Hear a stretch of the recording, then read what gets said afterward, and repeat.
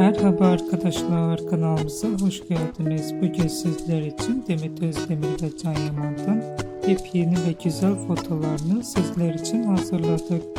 Can Yaman Gönül İşleri, İnadına Aşk ve birçok dizilerde rol almış ve herkes tarafından çok beğenilmişti.